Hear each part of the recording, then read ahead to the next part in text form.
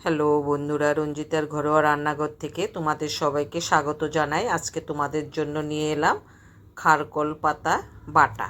প্রথমে আমি পাতাগুলো ধুয়ে নিয়েছি।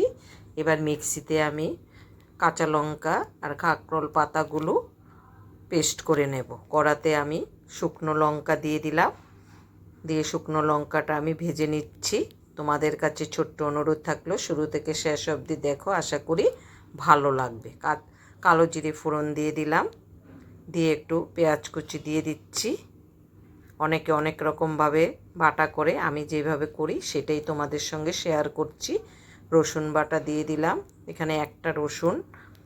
এবার নুন হলুদের গুঁড়ো পরিমাণ মতো দিয়ে দিচ্ছি, দিয়ে ভালো করে একটু কষে নেব। এবার খারকল পাতাগুলো আমি পেস্ট করে রেখেছি সেটাও দিয়ে দিলাম, দিয়ে এবার অনেকটা সময় ধরে ভালো করে কষে নেব। একটু চিনি দিয়ে দিলাম, চিনি দিলে বাটাটার টেস্ট বেড়ে যায়, খেতেও খুব ভালো লাগে। এইভাবে আমি ভালো করে শুকিয়ে নেব।